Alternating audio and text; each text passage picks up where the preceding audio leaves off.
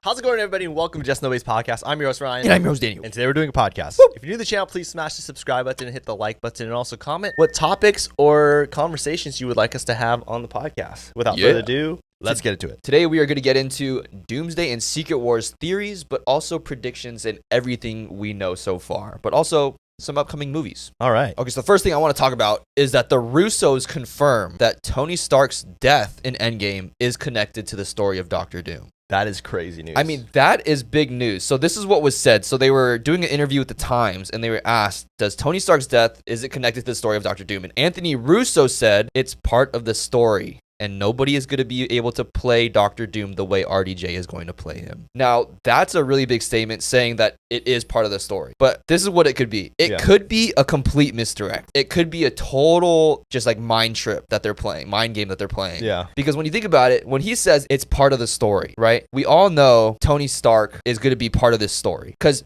everybody knows Robert Downey Jr. as Tony Stark in the Marvel Universe. And all of a sudden, Doctor Doom is going to look like Robert Downey Jr. Right, to because, Tony like, Stark. Peter Parker, they're all going to see like, oh my gosh, he looks just like. Right. So they're going to have to Stark. acknowledge that he looks like Tony Stark. So that's how it could be connected when you really think about it. That is how it could connect to the story of Just Doctor Doom. that they're going to acknowledge that he looks similar. Right. There's obviously going to be some kind of emotional connection, right? Obviously, Hulk has an emotional connection to Tony. Yeah. Spider-Man has a connection to Tony. There's so many characters that are still living, like Thor, Right. who have a connection to Tony. So when they see him and they have to fight him, it's going to be, they have to address that. Exactly. The other option, it could be that we see a Victor Von Doom in another universe that lives a life very similar to Tony, but he just makes different decisions. So like he kind of goes down the same road, but somewhere down the road, he makes the wrong decision and he becomes like this power-hungry, egotistical Victor Von Doom. Where this could make sense, okay? We see in the animated show, Friendly Neighborhood Spider-Man, we see Norman Osborn completely replace Tony Stark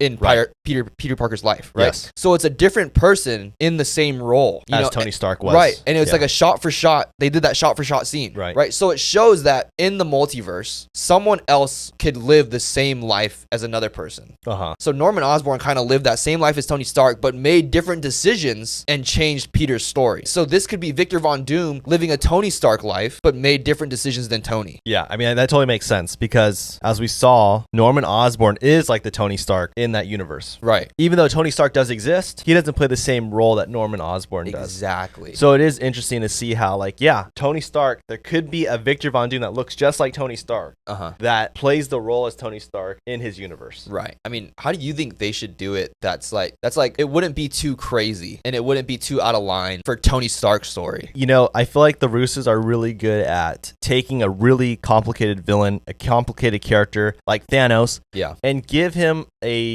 backstory where it's like, oh, you're kind of like sympathizing with him. You kind of understand where this villain was and how he became the villain he is. So it's kind of like sympathy and empathy and kind of like, it's like that whole thing. Behind every great villain, there's a story that really shows how he was corrupted. Yeah. And usually you feel bad for them. Right. So with that being said, somewhere down the line, this variant of Tony Stark or this variant of Victor Von Doom had some trials and tribulations that made him go down the wrong path. And I think it's going to be really interesting to see that it has to be something crazy. Yeah. Because I'm sure they're going to want to show that part of the story. Right. Where you're like, oh, I kind of see where he's going. Doesn't mean it's right, but you kind of can see like, okay, I understand why he is the way he is, just like how we understand how Thanos is. Right. You said something interesting too, like it could be a Tony Stark variant, but they did confirm it's Victor Von Doom. It's not going to be a Tony Stark variant. I know there's a lot of theories that it was a Tony Stark variant, but they did confirm that it will be a Victor Von Doom. Yeah. I mean, let me ask you this. It will be Victor Von Doom. Yeah. But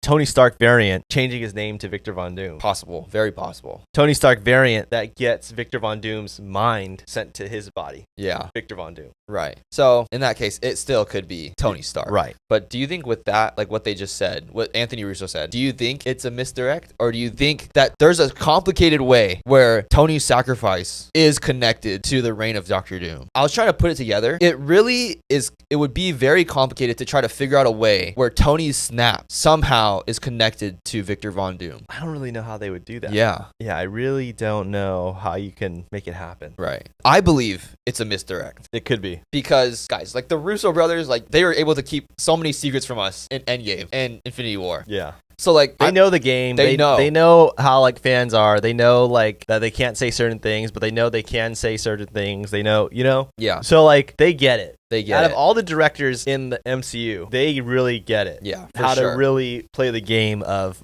like building that hype. Yeah. The next thing I want to talk about is something we didn't really get to talk about much, but it's the concept art for Doomsday. Okay. Now, the concept art, this took over the world. This was one of the craziest leaks, quote unquote, that probably ever dropped, because these are supposed to be like two of the biggest movies of the MCU's existence ever since 2008. Like Iron Man 1, that started it all. This is going to be the biggest two movies. And we got Doomsday concept art. Now, in this Doomsday concept art, we do see one of like God Emperor Doom, and we see like Doctor Strange with him, Franklin Richards, Sue Storm, and then we see Yelena Belova, right? Now, if you guys didn't know that this image was actually taken from the 2015 Secret Wars comics. Yeah, that's what's pretty crazy. Right. And what a lot of people were confused about is like, why is Doctor Strange like willingly with Doctor Doom by his side? And that's because he actually works for him in the Secret Wars comic, and they're on Battleworld, and everyone on Battleworld actually just forgets about their old universe. So they actually believe that Battleworld was their home all along, and that Doom is like their god. Like literally Sue Storm refers to him as God. Oh. Yeah. He is like the all-powerful of I forgot Battleworld. about that part. Yeah. But yeah, he does brainwash them all. Right. Once you enter Battleworld, you forget your previous universe. Yeah, so we also see like the picture of Hulk and She-Hulk and possibly Scar. We don't really know if it's Scar, but we see them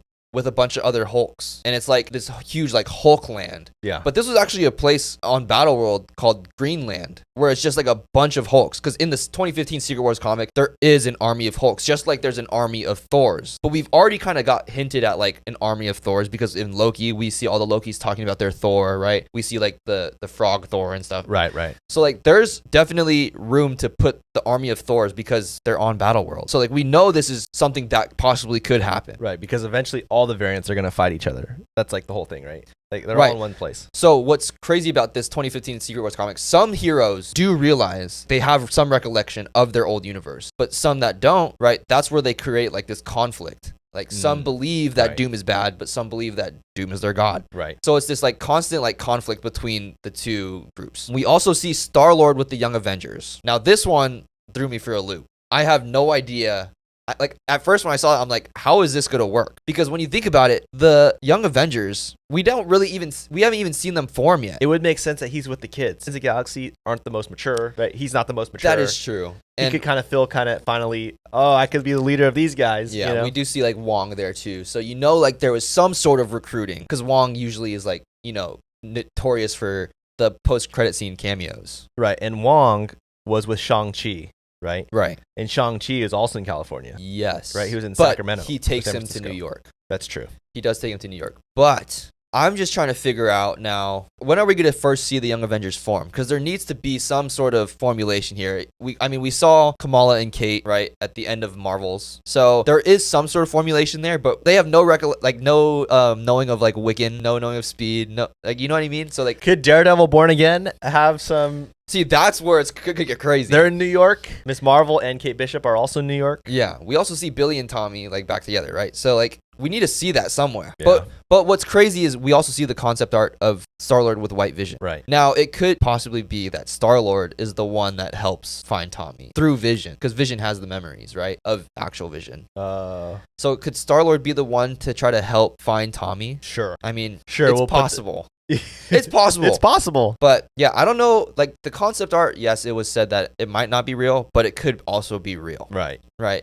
This could be true, and they're just trying to say like it's not. Yeah. Because they really, once it was out, it took a while to say like, hey guys, this is not real. Yeah. It wasn't immediate. Right. Because it took the world by storm. Yeah. You think eventually you'd be like, hey guys, that's just false. That's not true. Right. So do you think that in Doomsday, they should have that whole storyline of the heroes forget about their universes when they go to Battleworld? I think they should. Oh, you do? Okay. I think they should if that's how, that's how it was in the comics. Right. So. Yeah, I'll talk about this more later, but there is something that could sway your mind the other way. Okay. But also, do you think that the Young Avengers should survive Doomsday and Secret Wars? Because, guys, we haven't seen any of them work together. Yeah. So, like, should they survive these movies? I think they should if we want to see them in the future, right? Because this is supposed to be, like, a pretty big team. The Young Avengers, like, it's a big IP. Like, in a way. There's a lot of potential for the Young Avengers. It's just unfortunate that I feel like the fandom is not loving the Young Avengers right now. Oh, I guess so. You know? I know what you're saying, yeah. But if it could be done right, it could Yeah. do well. And I think the way to do it right is you need to have Captain America and Iron Man still be present. You know? You need to keep the original Avengers present to kind of coexist with the Young Avengers. You can't ever just let the Young Avengers take over. Yeah. See, that's what's so interesting about Marvel movies is that you need that Iron Man.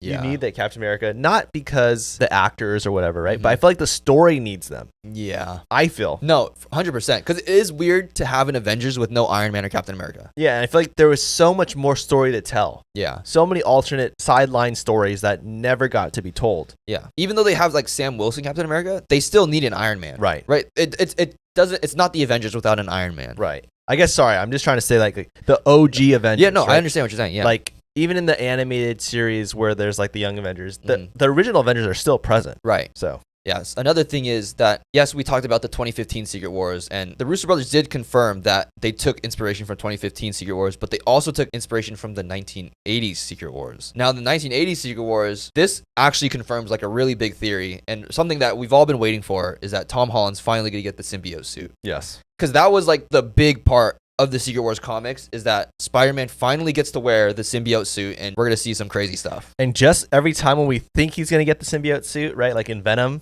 we think like the symbiote gets left behind. Right. But then nothing comes from that. But he's due for that black suit. Yeah, we also, I think in the 1980s, if I'm recalling correctly, that I don't think they go that storyline where they forget. Oh, interesting. So it could go the other way. It might not be like the whole storyline where they forget about their old universes. I guess it would be kind of hokey. It would be kind of hokey to say like they all forget. But it could just show like the power of Doom. You're right. In a way, right? It shows like the mind control power of Doom. Do you think there's going to be like a big time jump with Doomsday and Secret Wars? Because we know that Spider-Man 4 is in between those two movies. So do you think they're going to do like a time jump with Doomsday and Secret Wars? Or do you think Spider-Man 4 is going to have kind of like this reverse time jump where it's like takes place before Doomsday, and at the end we see him join Doomsday? I think that Doomsday is going to be kind of like the Avengers assembling. Okay. Right? Getting ready. So technically, they're not on Battleworld yet. I could see that happening. Some of them maybe are. I don't know. Right. What's interesting about the 2015 Secret Wars comic is that it starts with another universe invading a different universe. If I'm recalling correctly, it's the Ultimate Universe invading the 616 universe. Interesting. And then they get like go on these like ships that take them technically to Battleworld. Yeah. I also think this could happen. Doomsday, the heroes go to Battleworld. Okay. And the street level heroes are left behind. For some reason. Okay. Like Spider-Man gets left behind. Young Avengers get left behind. Yeah. Yeah. So Tom Holland's like, okay, I gotta go help save the world and go to Battleworld, right? Yeah. And he goes and tries to recruit multiverse versions of people. Interesting. So maybe the Hugh Jackman, the Tobey Maguire, right? And they kind of form a group. Because we were told, right, from leaks or whoever people, right, they say that Hugh Jackman and Tobey Maguire are going to play a big role in Secret Wars, right? Yes. Like a pretty big role. Yeah. So I think it would make sense that Spider-Man recruits the original like Fox universe guys to try to go save the current MCU guys. Yeah. Do you think there's going to be like a crazy amount of variance in these movies? Because like we gotta assume that Toby and Andrew are in it, right? Yeah.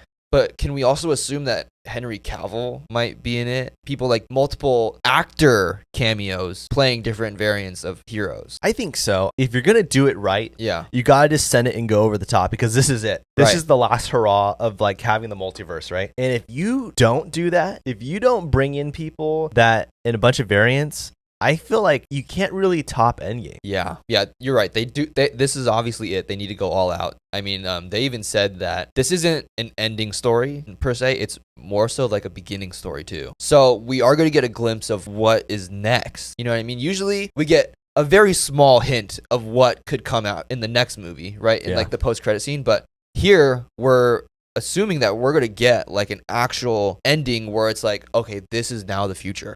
So yeah, I think they need to go all out, and I think there needs to be a lot in it just so we get big context of what's going to happen next. I agree. Something else I want to talk about is that we talked about this briefly, but in the 2015 Secret Wars comic, Mr. Fantastic plays a big role. But also, there's two Mr. Fantastics in this story. Right. Now we have Mr. Fantastic Reed Richards, but we also have the Maker version of Reed Richards. And if you guys don't know who the Maker is, it's like an evil version of Reed Richards. And these two actually play a big role in the comics. So Marvel Rivals. He's a Marvel Rivals. He is a Marvel Rivals skin. But if you think about it, that means that there possibly will be another Mr. Fantastic in these movies. Most likely. Oh, yeah. Right now, the theory is that if it's the Maker, a lot of people are speculating that it will be Miles Teller. Now, if it's just another Mr. Fantastic, it could be Johan Gruffin, right? But I'm pushing for Miles Teller because think about it. Miles Teller's Mr. Fantastic didn't get the greatest send-off type love. And it's not really a send-off. It just got an abrupt ending. Yeah, it was just like okay, you're done. Right. So I think this is like a good way to kind of redeem Miles Teller's Mr. Fantastic. Like that he is a Mr. Fantastic that kind of like turned on his team, and turned against like the government. So I think actually the Maker actually ends up killing Johnny in his universe. Uh-huh.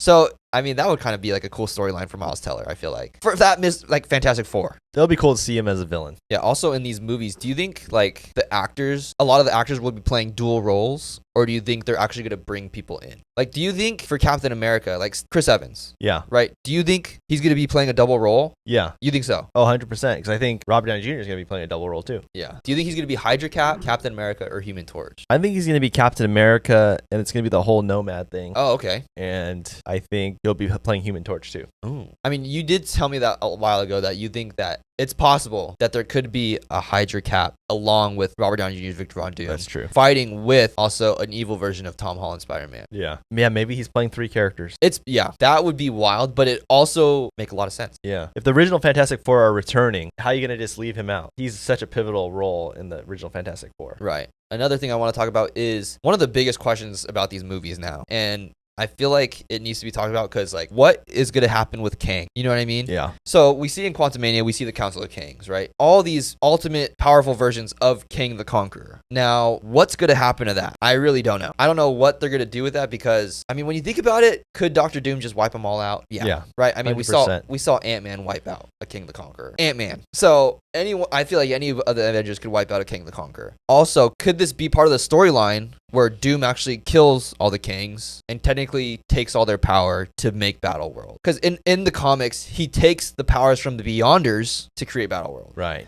So could they possibly use the Kangs to kind of replace the Beyonders and be like, kill them and take their power? And that's how he creates this huge multiverse, like bringing all the parts of the multiverse together in one place. I guess I hear what you're saying. I totally agree with you that yes, it needs to be addressed. Yeah. But my whole thing is, okay, are they going to show that on screen? Are they going to show a CGI version of Kang they probably being wiped out?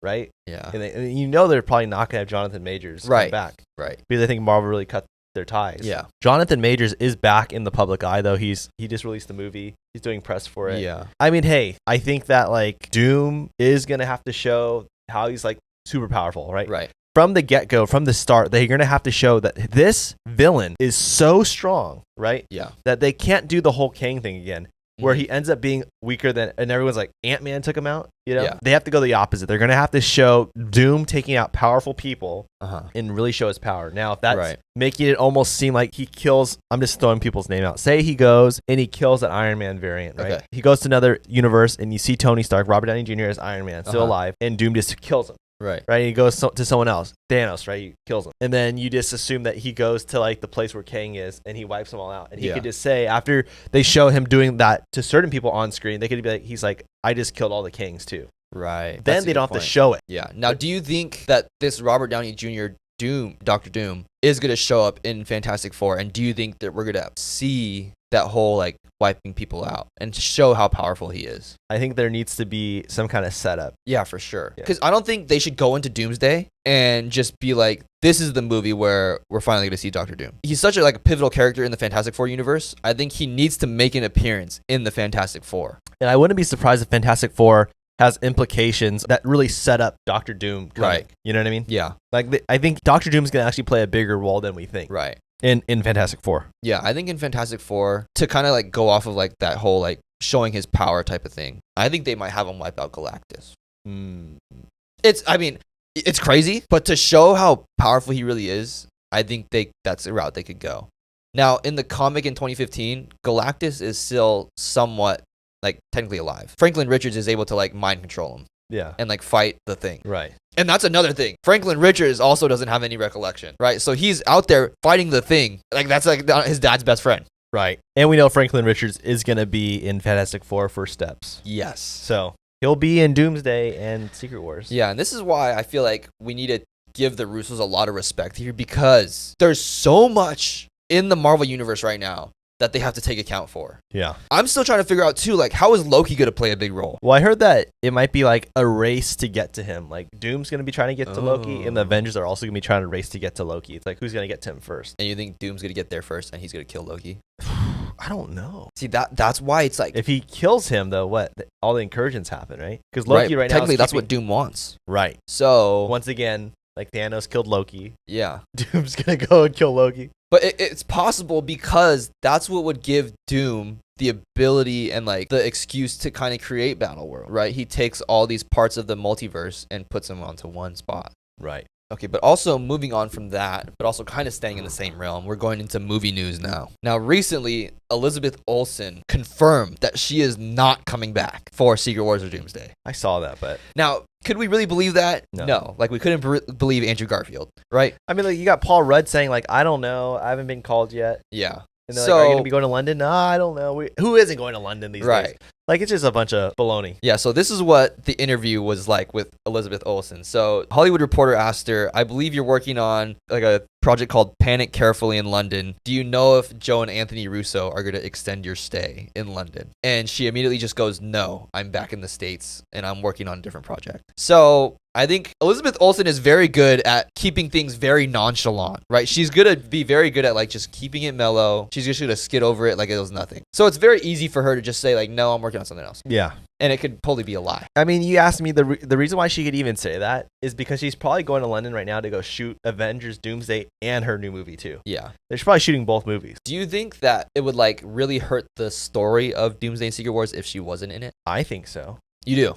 Well, this is my whole thing with Doomsday and Secret Wars. If people like that pivotal in the MCU don't show up, I don't get that. There at least has to be a variant like for like 2 seconds or something. Yeah, because then I'm like really confused by this because it seems that we're supposed to get this movie that has like all these variants, all these characters, everyone's reuniting one last time, and you're telling me Elizabeth Olsen's not going to show up? Right. Do you think that also hurt Billy and Tommy's story if she never shows up? She doesn't return in Agatha all along. And that story is fine. Her name was in it. That's true. Her name could also be in Doomsday. Yeah, that's true. Okay, moving on. Snow White just debuted this past weekend, and it made $43 million in the U.S. and Canada for the opening weekend. Yeah. Now it made $87 million globally, and it took $250 million to make. So it has to make like $600 million to be profitable, right? Yeah. So I just want to kind of go over what did we like about the movie. I thought Rachel did a great job. I thought Rachel did good. She's a good performer. The music was good. Yes. Like, I really like the music. I do feel, though, this movie will, like, still appeal to the young Disney audience. Yeah. You know, I mean, it's still a Disney princess. The young audience will still enjoy watching a Disney princess movie. It's kind of like that saying where it's like, the more knowledge you have, the more unhappy you become in life. Right. Right? Like, for a kid that, like, can just not listen to all the drama and not all the controversy and go to the movie and watch the movie, they're going to be like, hey, this is great. Yeah. But I think what happened was there's so much controversy around it that kind of took over the view of the movie. Yeah. But if you were to take that all away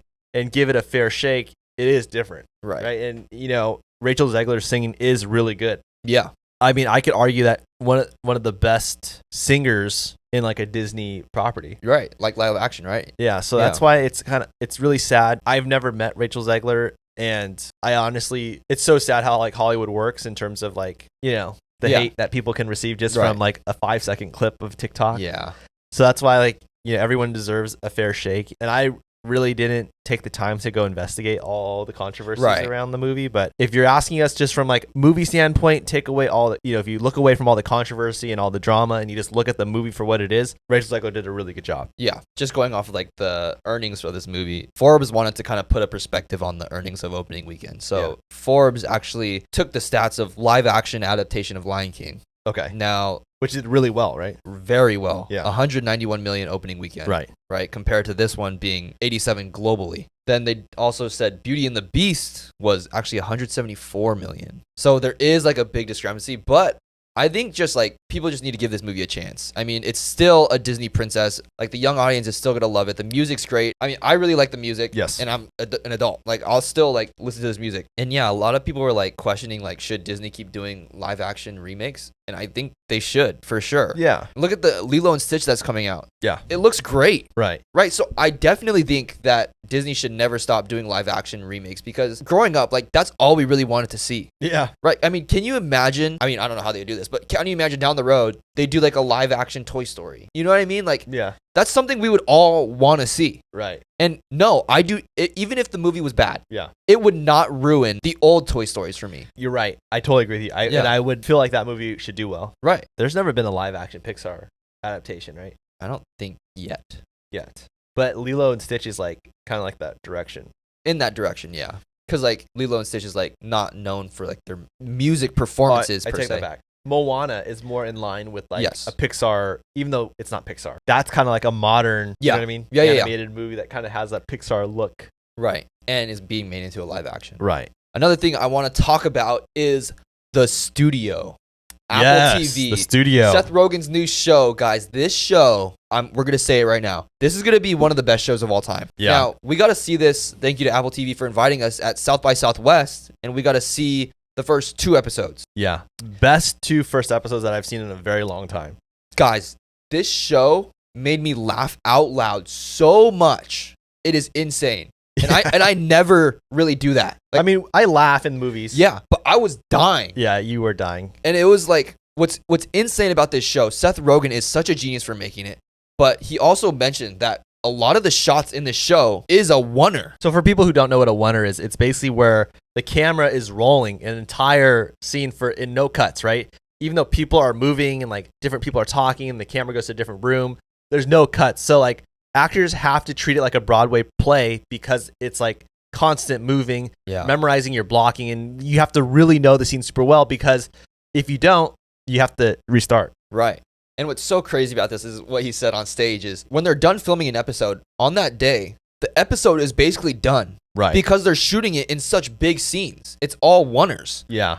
And he said he also did that so the studio can't be like, oh, cut this out. And be like, we can't because it's a oneer. Oh, is that why he did that? Yeah, he said like the studio really can't tell us to cut anything out because then it like takes away the oneer, right? They have to edit the oneer then. That's so funny. They can't take anything out. That's so just know this has so much of like Seth Rogen's like genius humor in it and it's just so good. Also, they did release some of the cameos that are going to appear in this show. So in this show, a lot of the actors in the show are actually playing themselves. Right.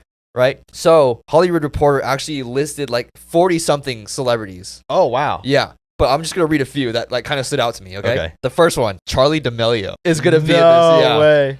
Anthony Mackie. Okay. Adam Scott, Olivia Wilde, Johnny Knoxville, Josh Hutcherson, Zac Efron, Zack Snyder, Paul Dano, Ice Cube, Dave Franco, and Zoe Kravitz. Wow. Guys, that is insane. And they're going to be playing themselves. Yeah. And I mean, this was also on the list, but we like saw like Martin Scorsese, right? Like, right. Plays a pretty big role. Yeah. It's pretty funny. So like, guys, this show is going to be generational because it's so genius. It's kind of like you said, like Entourage. It is Entourage.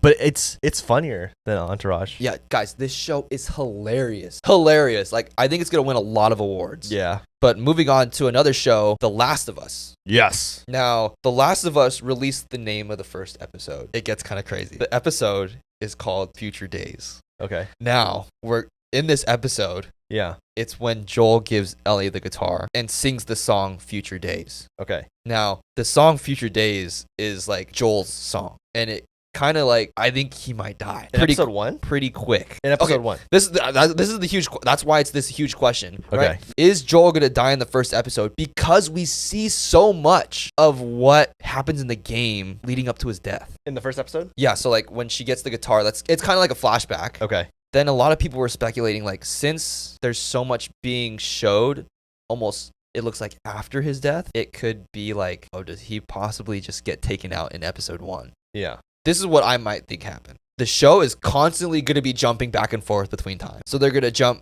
ahead of Joel's death and before Joel's death. Oh, okay. I think towards the end, they're finally going to show like Joel's death. But it's gonna be just cutting back between like before and after, before and after, before and after. I see.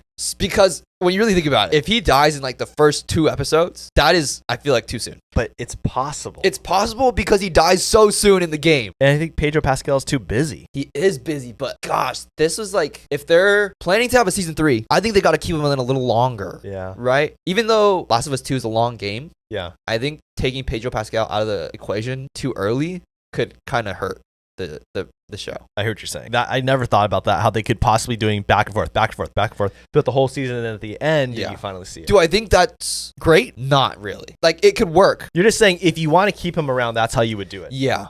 Because you know his death is inevitable. Right. And there's a lot of scenes in the trailer too that like show like his death is in there. Yeah. I mean, we see the house in the snow where he literally gets beaten up with a golf club and dies, right? We see like the dance floor that Ellie has like the altercation on. Yeah. Right? Just by like the whole like guitar and the singing, like it's not looking good. Yeah. So I hope it's not early, but I think it might be early. Well, the premiere was last night, so people should know. People should know, but I don't think that would be released. You think that would be like out there by now? Yeah. Oh, really? I think someone's gonna leak it online. Yeah, you're right. Because that's such a big thing. Yeah. Oh, okay. But also, how far do you think they're gonna go in the story of the second game? Because if we know they're gonna do a season 3, how far in the story do you think they'll extend it to like have a good cutoff so they could have an extensive season 3? For me personally, yes. I think they could kind of extend Abby and Lev's story. Okay. Even though that was a long part of the story. Right.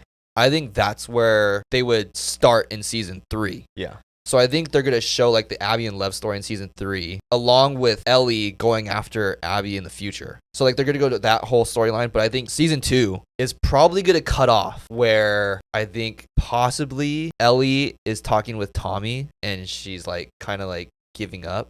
And he's like, what? You're going to give, like, he kind of gives her like that talk, like, you're going to give up. And then season 3, she's going to go after her. Yeah. That's a good prediction. Because even though Ellie's older in that scene, I think it's possible that they cut it off there. Because then Ellie goes out and she's going to go, like, hunt down Abby. Yeah, I think that's plausible. Something else I want to talk about is Daniel RPK, credible leaker on Twitter, talking about casting for Spider-Man 4. So apparently Marvel is looking for a female actor between ages 30 and 50 to be the villain in Spider-Man 4. Oh, interesting. I was trying to look up like who are like female Spider-Man villains that are in between ages 30 and 50, right? A lot. No, there's actually not like a crazy amount. Okay, so like what I thought could be like plausible and like somewhat makes sense. Yeah. Okay, it could be Black Cat. Right. Could be. Now, a 50-year-old Black Cat, I don't think would make sense. That Black Cat would need to be like within 30 to 35, I feel like. Yeah. Right, 40 is kind of pushing it. Because you got to remember, like, Tom Holland Spider-Man's like, what, 20? Right. 19? He's literally just going to college. Yeah. Another one could be Vulture. So apparently in the comics, J. Jonah Jameson's wife in one of the storylines will take the name of Vulture. And do I think that's possible? Not really. There's also a female version of Chameleon that could possibly be a villain, but it's always possible. But do I think that would be like a necessarily good storyline for Spider-Man 4? No. Yeah. So let us know who you guys think it is, because 30 to 50 years old is a big range. Yeah, it is pretty insane. So it's kind of hard to like pinpoint who that could be. But also we got Spider-Man 4 news about Sadie Sink being casted. Now, this has been one of the biggest debates. Okay, is she MJ or is she a Jean Grey? Right? Jean Grey. Yeah. I think so too. I think it would make sense to be a Jean Grey. How could she be MJ? She's not. There is an MJ already. Right. She would have to be Mary Jane.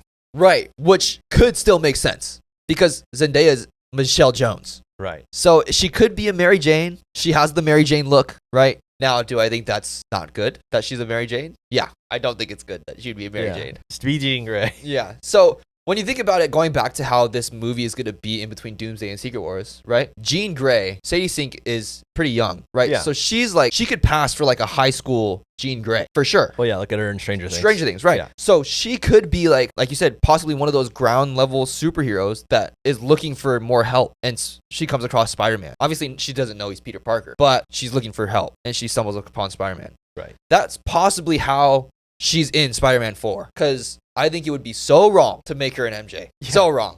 I don't know why people are even debating that. No way she's an MJ. They're just probably going off her hair, right? Right.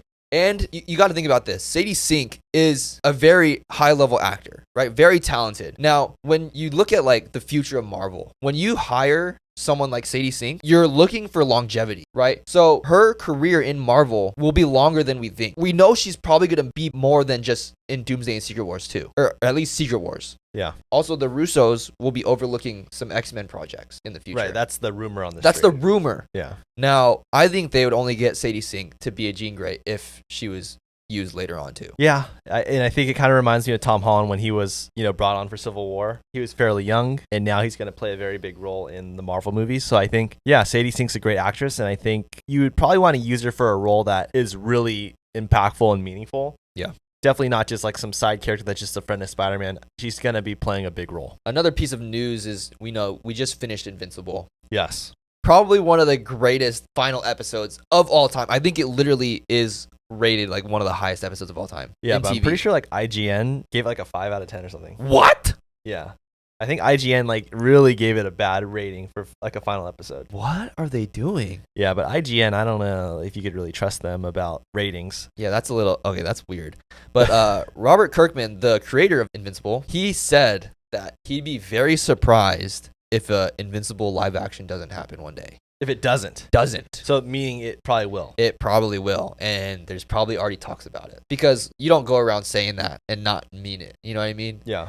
So, in your opinion, who do you think could play a live action Invincible? Oh, you're putting me on the spot. No, I think for me, I think I can speak for the both of us here. I think we both think that Ryan Potter could play a live action Invincible. I remember you did say Ryan Potter. Yeah. I could see it. I also want to talk about, is this live action Invincible, would this be something that superhero movies need to be modeled after? Because we see how so many people love the Invincible universe and how gory it is and how brutal it is. It keeps it like, I don't want to say realistic because it's like superheroes, right? Yeah. But it's realistic in the sense that this is how destruction could happen if superheroes fought each other. Well, yeah, not only destruction, right? But say if you have someone that has superhuman strength, or super alien strength, right? When they punch somebody, it's not gonna. What do you think? The head's just not gonna explode? Yeah, like take Conquest and Adam Eve, right? Adam Eve is a superhero, and Conquest was able to just put a hole right through her. Right. I mean, when you punch somebody super hard with superhero strength, I don't think they're gonna go flying. Yeah. They're going to get smashed. Right. So, question for everyone. Do you guys think that superhero movies need to start going this route of Invincible and The Boys? Do they need to have that almost rated R? Because we see how well Logan does, how well Deadpool and Wolverine does. People want to see the superheroes we all know and love be able to do that. Yeah, and even in the comics, it was very graphic. Right. It's not like the comics didn't have blood or decapitation or anything like that. Yeah. So it happens. I think we need to start putting that in movies and just say, hey, these need to be rated R. Yeah, or they need to come out with a new rating where it's superhero PG-13. Right. You know what I mean? Yeah. It needs to be its own rating in a way. Yeah. No nudity, none of that stuff. Yeah. Even maybe you want to eliminate some of the cussing and just go, hey, but it's really gory in terms of superhero physicality and physics. Right. Another thing is, so we got news about kind of this whole Secret Wars Doomsday thing, but this was also big news when Robert Downey Jr. announced that he's back. Now, apparently, Robert Downey Jr. signed on to this project before the Russo brothers even signed on. Yeah, that's what's so shocking to me. Yeah, because you would think Robert Downey Jr., the caliber of actor that he is, and his relationship with the Russo brothers, you don't think he would come back unless they came back too. Hey, money speaks, though. That is true. Money talks. But you got to think, right? This is such a delicate project, Doomsday and Secret Wars. Yeah. It's all about pleasing the fans and the audience, right? Robert Downey Jr. gotta think this story makes so much sense and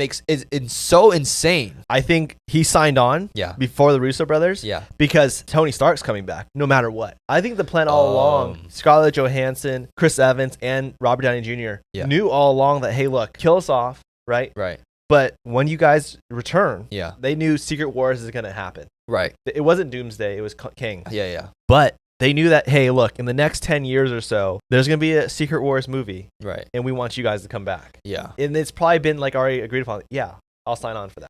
That's a good point. Right? Yeah. And that's how he signed on. That is a good point. It also just shows, though, how insane this story probably is, though. For them to even agree to come back. Yeah. Right? They could obviously go back on their word and just be like, no. Right? I mean, Robert Downey Jr. has the Oscar. He doesn't have to. But it must be so good and must, not ruin his story as Tony Stark that he's like, this is the one. This is where I'm coming back. And then the Russo brothers sign on a year later. Right. Because, that's insane when you really think about it. Yeah. For Robert Downey Jr. to want to come back like that is It should say a lot about the movie. The salary that he's gonna make and probably some box office percentage that he's gonna get. It's like No, yeah, it's yeah. for 2 movies, it's probably over $100 million.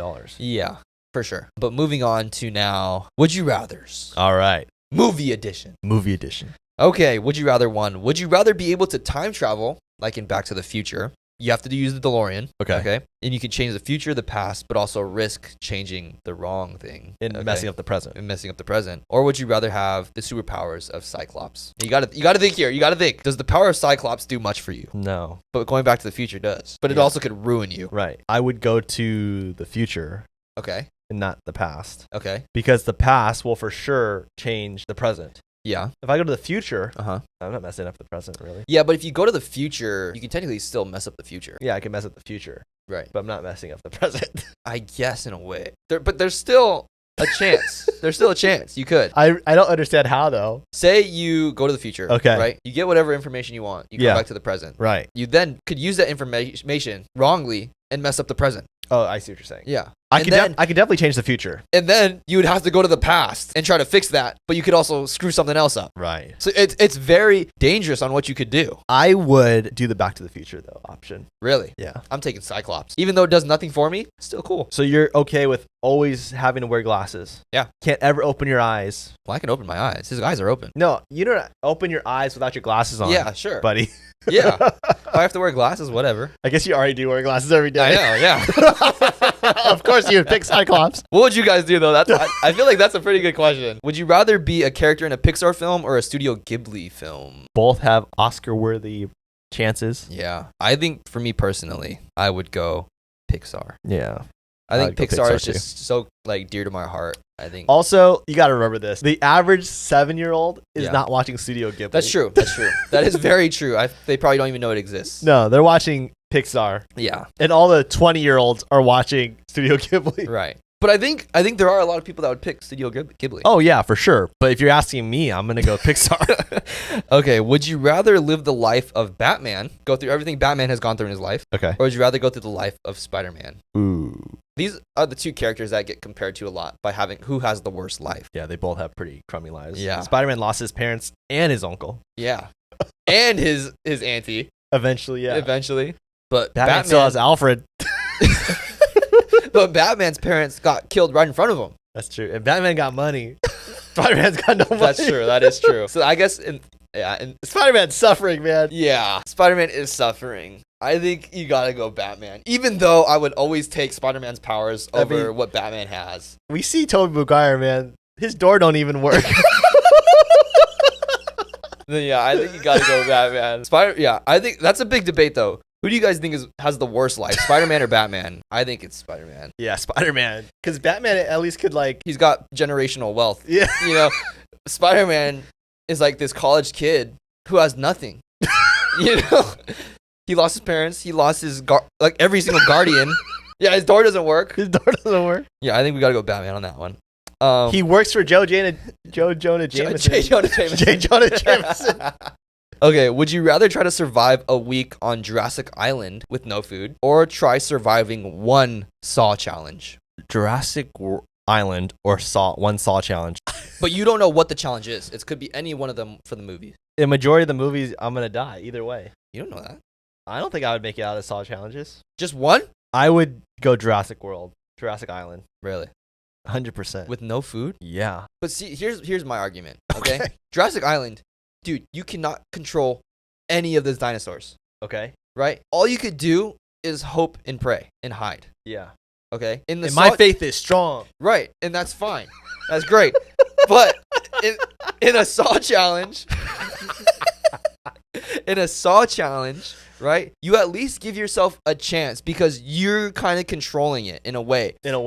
Right? You make the decision on what you need to do. Like, take the whole, razor blade arm sleeve one. Okay. Remember that one? Yeah. Right? If you really, sit there and you have time to think about it, how do I approach this? But you told me that I'm not going to get that game for sure. You're not going to get that game for sure, but say it is, right? You always have a chance to get out. Sure. But I also think Jurassic Island, if you're on there for 7 days. Yeah. With no food. Yeah, I'll go find food. Dude, those dinosaurs are going to find you before you find a piece of food. No, you don't know that. Oh, man. I think I'm going Saw challenge.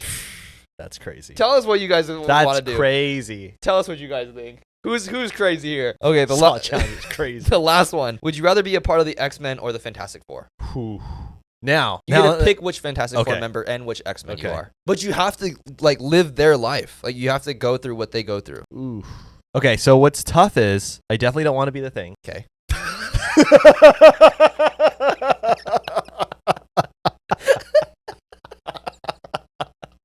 Okay. I don't think I really want to be Human Torch. Why? I don't want to be on fire. You control it though. I know, but come on, that's my power. Sure, okay. I love the Human Torch though as a character. Yeah. I think I would go Wolverine. What? Seriously? Yeah. And just outlive everyone you love. No, but I feel like I could do a lot of good. You're gonna live for like centuries. Not if I get the adamantium bullet. What? You end it all once you get sick of it? I mean, you'd be like, I'm out. That's it. At least there's a way out. There's a way out, but there's a way out for everyone. Everyone dies. But I feel like it would just be cool to see like what it's like to be Logan. You know, he still feels the pain. Yeah, but he regenerates. He regenerates, but he still knows what it's like to get shot. Like it feels like he's getting shot, and every time you take out your claws, it hurts. Yeah, you're literally ripping a hole through your skin every time. So, are you sure you want to stick with Logan? Or do you go Mr. Fantastic? I mean, sure, but I feel like I'd rather be Logan. If someone punches you, it's like metal. Adamantium. But it still hurts you. Not when he gets punched. It could still hurt. He still gets punched. Like, well, remember that guy that tries to headbutt him and he just falls off him? I guess that's true. I guess it would be cool to be indestructible. Who would you pick? I think I would definitely want to be an X-Men because they have cooler powers. I wouldn't be Cyclops though. No, I wouldn't be Cyclops either. But see, like you have to live that person's life. Like you have to go what they go through. Gosh, and you want to be an X-Men? I mean, they have it like the roughest. They're like discriminated against. Yeah, they're like. Yeah, just it's horrible. Mutants, yeah, I think I'll go Human Torch actually. Yeah, Human Torch seems a lot better than being an X-Men. Yeah, all the ladies love Human Torch. That's true. Who would you guys go? X-Men or Fantastic Four, and which member of each team would you go with? Yeah. Why would anyone pick Jubilee? Right? Because maybe they like her. But like, I know she could make it. Like, she's powerful. Yeah. But I feel like her powers are like kind of situational. I mean, I'll be gonna go Wolverine still. I'm sticking with Wolverine. I know. I'm just saying, like, how would that work? Oh, Deadpool is also an option, right? He's in the X-Men universe, kind of. Yeah, but he's not an X-Man. That's true. Wolverine is the X-Man. That's right. Okay, so we did go to a Minecraft event for the Minecraft movie. We went ziplining indoors. Indoors. And I almost killed some people. Okay, I literally like... Okay, the zipline was insane. You like kind of like just jump off this like balcony. To be fair, though, it's not your fault. It wasn't my fault, but I maybe could have like told them like, hey, watch out. You want me to tell them what happened? Yeah. So Daniel, they buckle him up. The zip line is over the event, right? But when I say over, it's about like a foot or two above people's heads, like the zip line. Yeah. So they needed to clear the way. Yeah. Right? But when Daniel went, they didn't clear the way. Right. And in turn, Daniel was decapitated. Someone said that it was like the co-creator of Minecraft. Yeah, I think I almost killed him. The co-creator of Minecraft. Yeah. He was there, right there. Yeah. And he almost knocked his head off. Yeah.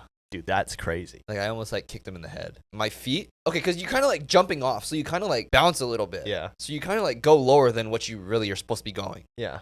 And I went pretty low. Yeah, because people were saying, like, oh my gosh, you almost killed the co-creator of Minecraft. I mean, shouldn't have been standing there. I'm just kidding. But yeah, after I went, I mean, this was like a super cool event. Like, it was so cool. Yeah, like, it was awesome. It was literally like we're in the Minecraft And universe. the food was Minecraft shapes. Yes. Like cube food. Like pizza cube. Yeah. That was really good. Yeah, I was dieting, so I couldn't eat that. It was like a pizza, but in the middle of the cube, it was marinara sauce, pizza sauce. We also got to see the movie as well. Now, guys, this movie, it's a very fun movie. Now, what I give them a lot of credit for is, you know, Minecraft is such like a free roam, like you don't really need to follow a story in the Minecraft game when you're playing it. Yeah. Right? You kind of just do your own thing. And even when you do follow the story, it's literally like, okay, I'm going to find the Ender Dragon, kill the Ender Dragon. Now, when you think of this movie, right, they did a good job, I feel like, of making a story out of Minecraft. Yeah. Because when you really play Minecraft, there is no definite story. But there is a story in this, and there's a structure. Yeah. And if you're a fan of the game, Right. I feel like the mechanics of how they do things is very cool. Yeah, it is super cool because like you get to see like the crafting table, you get to see like the lava, all like the different mobs. You that get to see them spawn. crafting material, like getting material, harvesting it. Yeah, exactly. Putting down the material. It's literally exactly like what you would expect if you were in a Minecraft universe. Like you'd be like, oh, this is exactly how it would work in my imagination if I were in the Minecraft universe. Right. So I think they did a really good job. Oh, yeah. It's a super fun movie. I think it's going to really shock a lot of people. I agree.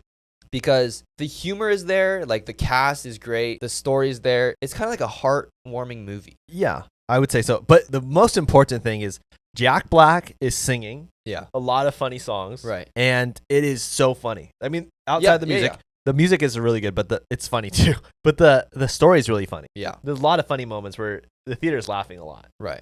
And then Jennifer Coolidge is so funny.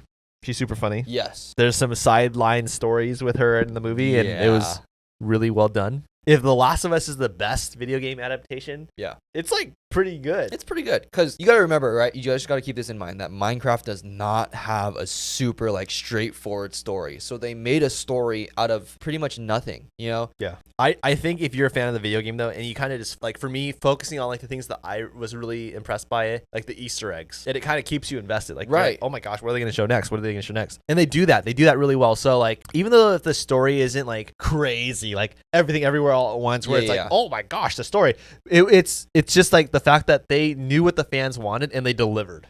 Right. So I think from that that's aspect, a very good way to put it. Yeah.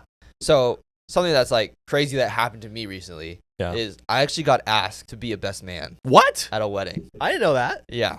So my best friend, he actually asked me to be his best man. Oh, how nice. Yeah. And can you say who it is? I won't say who it is. Okay. But he's like one of my best friends that I grew up with. I didn't know he asked you. Yeah. He asked me to be his best man. Oh, wow.